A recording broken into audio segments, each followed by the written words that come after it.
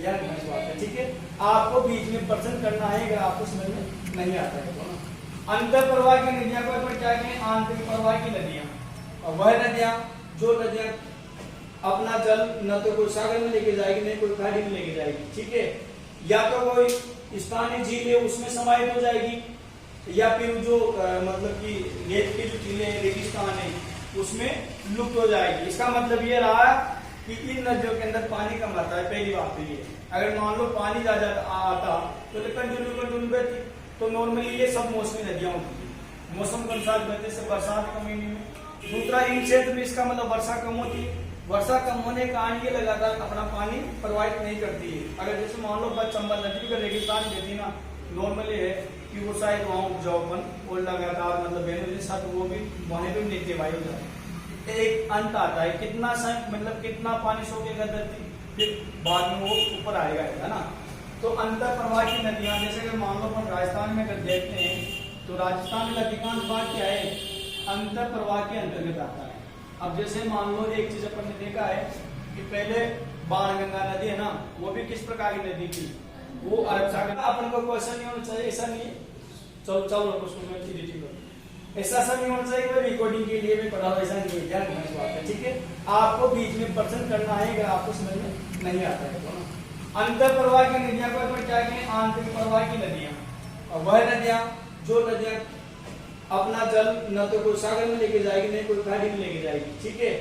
या तो कोई स्थानीय झील है उसमें समाहित हो जाएगी या फिर जो मतलब कि रेत के जो टीले रेगिस्तान है उसमें लुप्त हो जाएगी। इसका मतलब ये रहा कि इन नदियों के अंदर पानी कम आता है। पहली बात तो ये, अगर मान लो पानी ज्यादा आता तो कंटिन्यू बहती, तो नॉर्मली ये सब मौसमी नदियां होती है, मौसम के अनुसार बहते से बरसात के महीने में। दूसरा, इन क्षेत्र में इसका मतलब वर्षा कम होती है, वर्षा कम होने के कारण ये लगातार अपना पानी प्रवाहित नहीं करती है। अगर जैसे मान लो चंबल नदी का रेगिस्तान कहती ना, नॉर्मली है कि वो शायद वहाँ उपजाऊपन और लगातार मतलब बहनों के साथ वो भी वहीं पे नीचे वायु हो जाए। एक अंत आता है कितना मतलब कितना पानी सोखेगा धरती, फिर बाद में वो ऊपर आएगा, है ना। तो अंतर प्रवाह की नदियां, जैसे अगर मान लो अपन राजस्थान में अगर देखते हैं तो राजस्थान का अधिकांश भाग क्या है, अंतर प्रवाह के अंतर्गत आता है। अब जैसे मान लो एक चीज अपन ने देखा है कि पहले बाणगंगा नदी है ना, वो भी किस प्रकार की नदी थी, वो अरब सागर में गिरने वाली नदी थी, सॉरी बंगाल की खाड़ी में गिरने वाली थी, जैसे है ना। लेकिन अभी वर्तमान में क्या हुआ कि राजस्थान का बहुत सारा ऐसा क्षेत्र है, अगर अपन इस मेल के अनुसार देखते हैं तो ऐसा क्षेत्र बहुत सारा है जो किसके अंतर्गत आ जाता है, ये सारा का सारा क्षेत्र लगभग किसमें आ गया, ये आ जाता है, या तो कहेंगे अपन आंतरिक प्रवाह, ठीक है, या कहेंगे क्या अंतर प्रवाह, अर्थात ऐसा बहाव नदियों का ऐसा मतलब कि अपवाह क्षेत्र जो इसका जल कहीं पे नहीं जाता है, उसके आसपास में समाहित हो जाता है, ठीक है।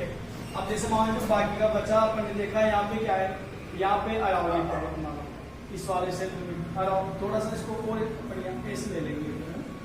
अगर देखेंगे तो यहाँ पे जो अरावली पर्वतमाला है, अरावली पर्वतमाला के दोनों ओर पश्चिम में कम पूर्व में ज्यादा, इस वाले जो जगह क्षेत्र है वहां पर क्या होगा कि जो नदियां है ना, या तो वो पश्चिम में बहने वाली या तो अरब सागर में गिर जाएगी, पूर्व वाली बंगाली खाड़ी में चली जाएगी। अब ये वाला क्षेत्र, अब इसको तो अपन ने बंगाली खाड़ी वाला, इसको अपन ने अरब सागर वाला मान लिया, इसको अपन ने पढ़ लिया। ये जो क्षेत्र है, अब इसको देखो, इसमें भी एक ये है कि ये जो क्षेत्र है इसमें इस प्रकार का भी, अगर इस लाइन को देखेंगे ना अपन, ये यहाँ तक भी चली जाएगी और यहाँ इस आगे मिल जाएगी।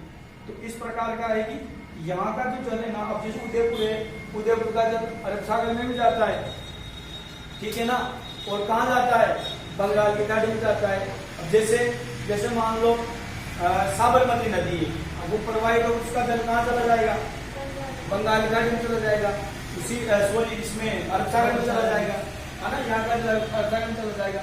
इसके अलावा देखो अपन देखते हैं, अब यहाँ उदयपुर से फिर एक नदी निकलती है आय, जिसे अपन बेड़ज कहेंगे, वो अपना जल कहाँ लेकर जाएगी, वो अपना जल ले जाएगी बनास नदी में, ठीक है, वो अपना जल बनास में लेकर चली गई, और जब बनास यहाँ से आ गई तो ये बिगोद में मिलेगी, ठीक है, और ये अपना जल फिर किस में लेके जाएगी, ये चंबल में लेके चली जाएगी, है ना। और यहाँ से जो इधर जो चंबल आएगी इसमें मिल जाएगी, और फिर ये चंबल किसमें मिलेगी, यमुना में, और यमुना आगे जाकर किसमें मिली, गंगा में, और गंगा किसमें मिली, ब्रह्मपुत्र में, और फिर किस प्रकार ये कहाँ चल जाएगी, बंगाल की खाड़ी में चली जाएगी। यहाँ पे जाने के बाद बंगाल की जो खाड़ी है उसमें चली जाएगी, मतलब कि अप्रत्यक्ष से प्रत्यक्ष चला जाता है। लेकिन जो ये बचा जो क्षेत्र है इसका पानी कहीं पे नहीं जाता है, इसका पानी यहीं पे समाहित हो जाता है, अर्थात धरती में ऐसा समझो गल जाता है, लुप्त हो जाएगा पानी, वो रेत के जो वजह से।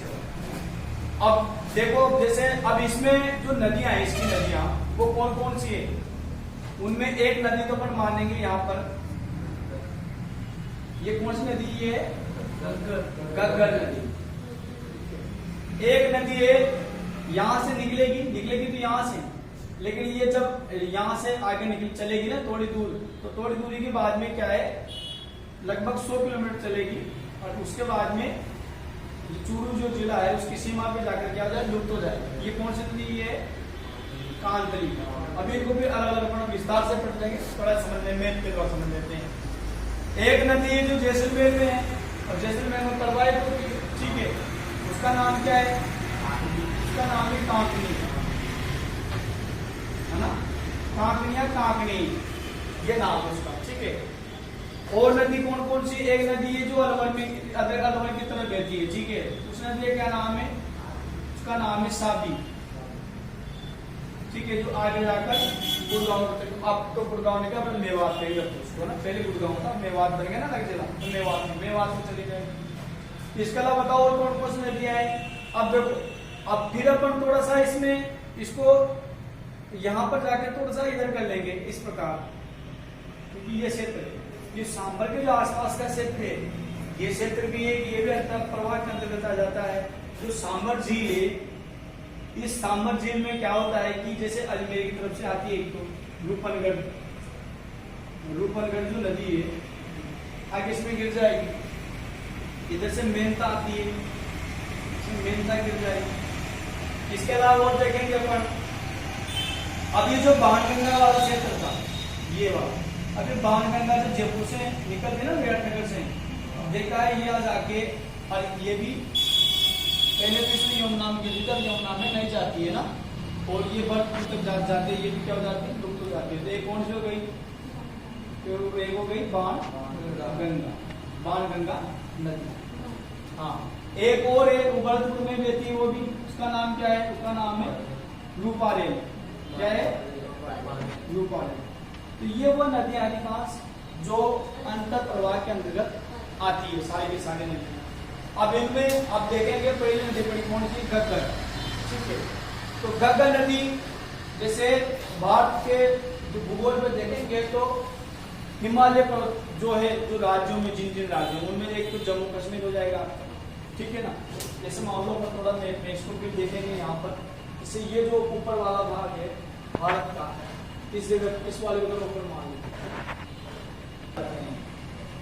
हिमाचल, और ये उत्तराखंड था। अब जो हिमाचल वाला जो भाग है यहाँ पर, यह पर एक जगह है शिमला के पास में कालका, तो कालका पहाड़ी कहीं से ना, तो मतलब कि हिमाचल प्रदेश जो राज्य है उसमें जो शिमला है जगह है, राजधानी हिमाचल की शिमला, शिमला के पास में जो कालका नाम की जो जगह है, और अब अपन ने पढ़ा था हिमालय के 3 भाग हैं, आंतरिक हिमालय, मध्य हिमालय और बाह्य हिमालय। तो जो बाहर का जो हिमालय है ना, भारत की तरफ वाला, इसको दूसरा नाम क्या है, शिवालिक पहाड़ियां। क्या है, शिवालिक पहाड़ियां। जो शिवालिक पहाड़ियां ना, उसी में ही है कालका नाम स्थान। तो इसका उद्गम कहाँ रहेगा, घग्गर नदी का जो उद्गम है वो रहेगा शिमला के पास कालका नामक स्थान। हाँ, और कौन सी पहाड़ियां हैं, शिवालिक की पहाड़ियां। ये क्या रहेगा इसका, ये इस नदी का क्या रहेगा, उद्गम रहेगा, ठीक है। उसके बाद में ये आगे प्रवाहित होती है तो हरियाणा में आ जाती है, ठीक है। हरियाणा के बाद के अंदर भी राजस्थान में प्रवेश करती है।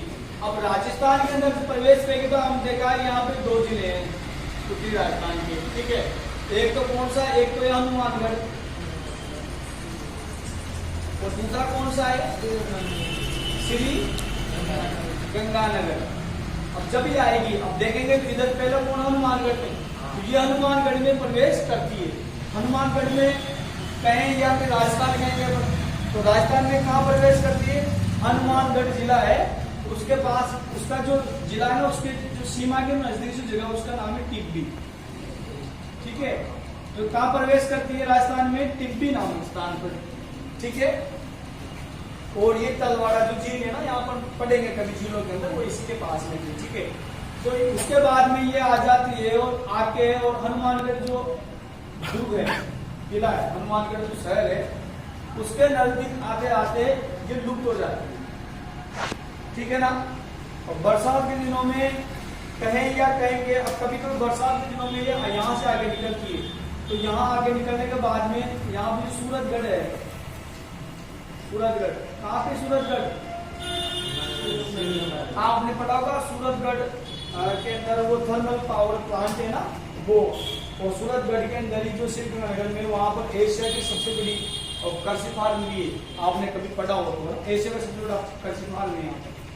तो अधिकांश बरसात के टाइम में ये सूरजगढ़ तक आ जाते हैं यहाँ तक, लेकिन ऐसा कहा जाता है कभी कभी, हमेशा नहीं जाएगी, कभी कभी जब यहाँ पर मोनिस नदी में बाढ़ आ जा रही है, उस समय क्या होता है, बाढ़ आने पर ये लास्ट तक कहाँ चल जाती है, जो पाकिस्तान है, इस पाकिस्तान के जो बहावलपुर है ना जिला, बहावलपुर के एक जगह है, उस जगह का नाम है, यहाँ पर जब जिला पे क्या होगा, बहावलपुर, बहावलपुर की इस जगह पे एक जगह है, उसका नाम क्या है, फोर्ट अब्बास, क्या है, फोर्ट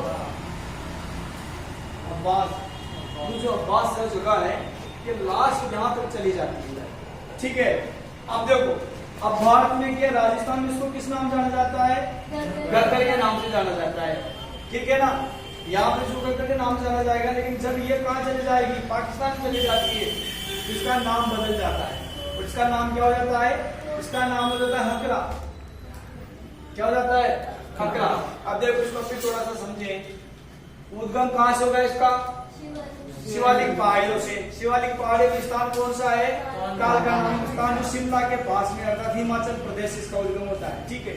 उसके बाद हरियाणा में बेटी राजस्थान में प्रवेश करती है, राजस्थान प्रवेश कहाँ करेगी, टिब्बी नामक स्थान पर, टिब्बी कहाँ पे, हनुमानगढ़। उसके बाद में ये सामान्य, मतलब कि ऐसे सामान्य रूप से कहाँ तक आती है, हनुमानगढ़ का जो किला है, हनुमानगढ़ जो शहर है, हनुमानगढ़ का जो किला है, उसका क्या नाम है, बटनेर का किला। ऐसा कहते हैं भारतीय भट्ट किवाड़, मतलब कि तैमूर ने कहा है कि मैंने हिंदुस्तान के जितने भी किले देखे ना, उनमें सबसे मजबूत किला कौन सा देखा, बटनेर का किला। और इसको याद रखो, अगर मान लो अपन जब राजस्थान की शाखें पढ़ते हैं, राजस्थान की शाखों में एकमात्र शाखा, जानते हो ना, क्या होता है शाखा, शाखा देखो, ये शाखा, शाखा का मतलब क्या हुआ, एक तो हुआ केसरिया, एक तो क्या हुआ केसरिया, और एक क्या हुआ जोहर। जब राजपूत जो राजा होते थे, वो राजपूत राजा क्या कहते हैं, केसरिया, मतलब केसरिया कलर के कपड़े पहन, इसका मतलब होता है कि वो त्याग बलिदान के लिए जा रहे हैं। अगर वो बलिदान हो जाते हैं तो उनको वो युद्ध भूमि से वापस नहीं आते हैं, ऐसा उनका मानना था। तो जब वो केसरिया वस्त्र पहन के जाते लड़ने, तो वो फिर डरते नहीं, तो या तो मतलब बलिदान में, और या फिर जीत जाते थे। और उसी समय जब वो जाते थे तो पहले इंतजाम करते थे महिलाओं के लिए, तो आग जला के लकड़ियां इकट्ठी करके एक जगह वो बहुत बड़ा कुंड जैसा बना देते थे, और फिर रानियों को बाहर से बंद कर देते थे, मतलब उसका मेन गेट बंद कर देते। और फिर जो विजय पताका थी, उस विजय पताका पर निर्भर करता था। अगर उनको युद्ध स्थल से जब आते समय, या युद्ध स्थल में जब वो पास में आएंगे, किले के आसपास में आते थे, जहाँ जोर स्थल था, उससे उनको जीत का अगर चिन्ह मिल जाता था, तो इसका मतलब ये था कि ये जोर नहीं करते थे, इसका मतलब केसरिया नहीं हुआ, अर्थात जीत गए वो, ठीक है ना। और अगर उनको लगता था कि मतलब कि जो बलिदान हो गए, जो राजपूत जो राजा जो लड़ने जा रहा है वो बलिदान हो गया है, तो वो क्या करते थे, फिर वो उस आग के जो कुंड है ना उसमें कूद के क्या करते जोड़ कर लेते हैं, ठीक है। मतलब वो भी बलिदान हो जाते थे अपने सतयुग की रक्षा के लिए। अब इस पे कई लोग प्रश्न चिन्ह भी लगाते हैं कि जबरदस्ती उनको बंद करके चले जाते थे, उनके पास ऑप्शन नहीं होता था कि उनको बांध दिलाते ऐसा। और वो अलग मते बाकी है, ये तो जरूर कहेंगे कि वो अपने सतयुग की रक्षा के लिए ही ऐसा करती थी। तो अब इसके विषय में ये है कि जो राजस्थान में एकमात्र जो बटनेर का जो किला है उसका ऐसा उसका जो शाखा हुआ ना, उसके शाखे के अंदर बहुत बड़ी बात यह है कि मुस्लिम महिला ने जोड़ किया था उसके अंदर, बाकी बात में कहीं नहीं किया। तो ये पर्सन अगर मालूम आ जाए कभी तो उसको याद रखना है, नॉलेज में होना चाहिए ना। तो बटनेर के किले के आसपास मतलब कि जोनवानगढ़ है, ऐसे सामान्य से यहाँ तक ये नदी बहती है। लेकिन जब इसमें अगर तेज बरसात हो जाती है, अगर पानी जाता है तो फिर ये कहाँ पर चल जाएगी, सूरतगढ़ से चली जाती है। सूरतगढ़ कहाँ पे, श्री गंगानगर के अंदर।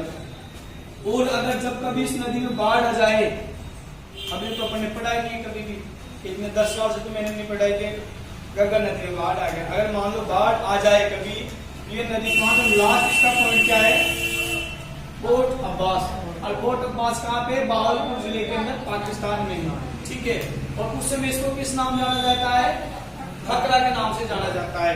तो प्रश्न ये भी बनता है कई बार कि घग्गर नदी का जो बेसिन है ना, बेसिन समझते हो ना, मतलब कि बेसिन किसे कहेंगे, बेसिन का मतलब उसका जो नदी के द्वारा निर्मित मैदान, ठीक है ना। तो उसे क्या कहेंगे, इसके बेसिन को घग्गर नदी का हाँ बेसिन या मैदान, या तो आप बेसिन के दिया मैदान के, तो घग्गर का मैदान। तो अब देखो ये जो क्षेत्र है ना, ये तो ऐसे आता है रेगिस्तान के अंदर है, लेकिन अगर इसकी मिट्टी की अगर स्थिति देखी जाए तो जैसे रेगिस्तान के जो जैसलमेर, जोधपुर, जो कालीबाड़ में, इनमें बीकानेर, इनमें तो बालू मिट्टी पाई जाती है। लेकिन यहाँ पे मिट्टी कौन सी मिलेगी, यहाँ पर दोमट मिट्टी मिलेगी। क्यों, आपने देखा नदी बेसिन में दोमट मिट्टी मिलती है, तो इसको आप यहाँ कौन सी मिट्टी मिलेगी, दोमट। और कहा है दोमट को क्या करते हैं, जलोढ़ करते हैं, तो कोई कांप मिट्टी कहते हैं इसे नॉर्मली से। ऐसे उनकी विशेषता थोड़ी अलग हो सकती है, बाकी नॉर्मली इन जो नदी बेसिन जो नदियां होती है दोमट, कांप, जलोढ़ मिट्टी के रूप से इन्हें जाना जाता है। तो यहाँ पर मिट्टी कौन सी मिलेगी, दोमट, जलोढ़ या कांप, जो अपन कहेंगे। कचारी मिट्टी पर क्या कह सकते हैं कभी भी।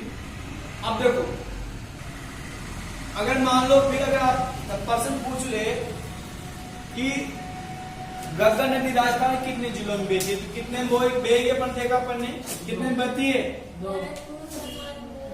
नहीं, घग्गर नदी कितने जिलों में बहती है, तो 2 जिलों में बहती है राजस्थान के। 2 जिले कौन कौन से, हनुमानगढ़ और पहले हनुमानगढ़ में आती है, दूसरे नंबर किसका आता है, गंगानगर का। और ये किस लिए प्रसिद्ध है, प्रसिद्ध ये है कि जो कालीबंगा जो सभ्यता थी ना, वो इसी नदी के किनारे थी। ये इससे संबंधित प्रश्न आया हुआ है। एक चीज क्या हो गई, एक चीज ये हो गई जो कालीबंगा सभ्यता थी, कालीबंगा सभ्यता वो भी किस नदी के किनारे थी, इस घग्गर नदी के किनारे।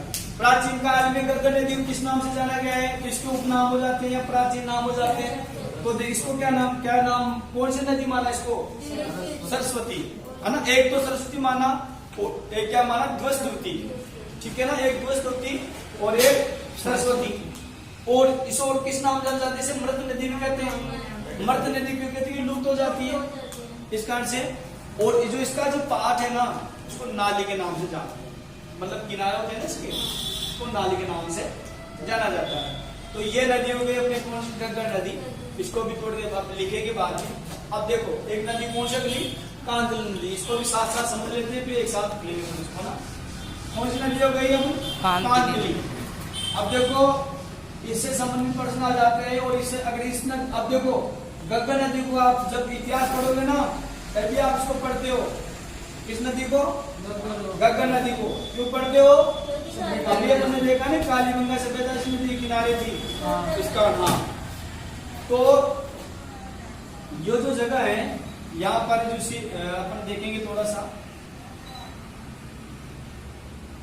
यहाँ पर मानने के माधुपुर स्थित ठीक है ना, सवाई माधोपुर। अब देखो समझ ले, यहाँ पे अपन क्या मानेंगे, टोंक सुप्रिया क्या है, जयपुर हो गया, तो जयपुर सुप्रिया क्या है, सीकर।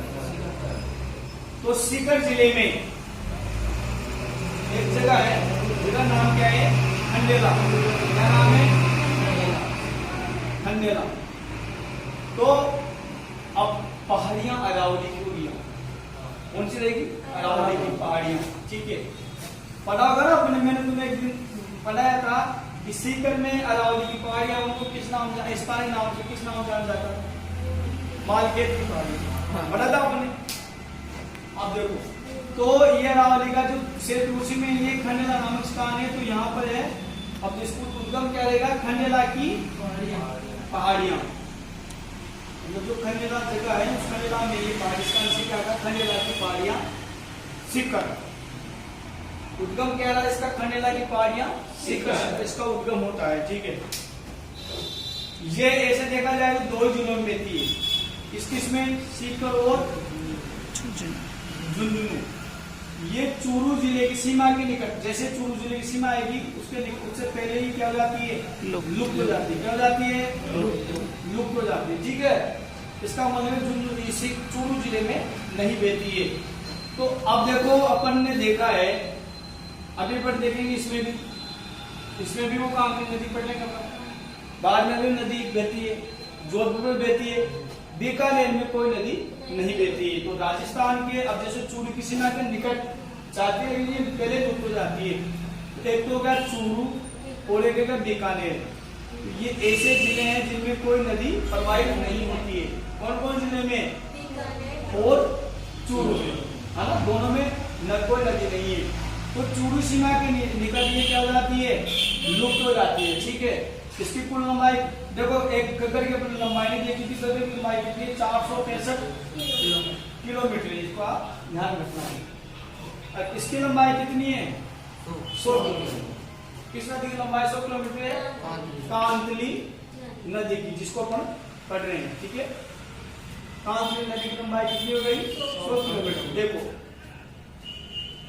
राजस्थान की सबसे लंबी आंतरिक प्रवाह की नदी, ये अंतर प्रवाह की नदी कौन सी है, तो वो रहेगी आपकी घग्गर। जैसे अपन पढ़ते हैं कि राजस्थान की सबसे लंबी नदी कौन सी, तो अपन क्या पढ़ते हैं, इसका उत्तर चंबल। भाई चंबल नदी को राजस्थान की सबसे लंबी नदी मानते हैं, लेकिन पूर्ण रूप से राजस्थान में बहने वाली नदियों में सबसे लंबी नदी कौन सी, बनास। पूर्ण रूप से राजस्थान में जो बहने वाली नदियों में, अगर पूर्ण रूप से राजस्थान में बहने वाली नदियां हैं, तो कौन सी है, बनास। ठीक उसी प्रकार अंतर प्रवाह की सबसे लंबी नदी कौन सी है, कौन सी है, घग्गर। लेकिन राजस्थान में बहने वाली जो अंतर प्रवाह की नदी है, वो कौन सी है, बनास, वो है कांतली नदी। तो राजस्थान की पूर्ण रूप से राजस्थान में बहने वाली अंतर प्रवाह नदियों में सबसे लंबी नदी कौन सी होगी, कांतली। इसलिए प्रसिद्धि है। तो ये नदी, अब क्या इस नदी किनारे पर सभ्यता है, बिल्कुल है। कौन सभ्यता है इसके किनारे,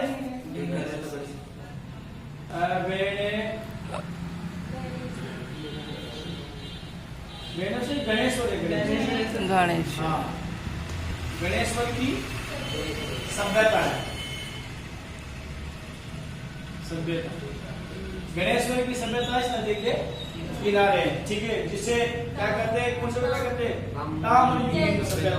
और ताम्रयुगीन सभ्यता जननी कहते हैं, क्योंकि जो तांबे के जो जितने भी औजार बने ना, वो सब यहीं पे बने। इसका मतलब ये है कि तांबे को गलाने की जो बच्चे थे ना, वो यहाँ थी। ठीक है ना, तो ये अभी दोनों को नजर लिख लेते हैं।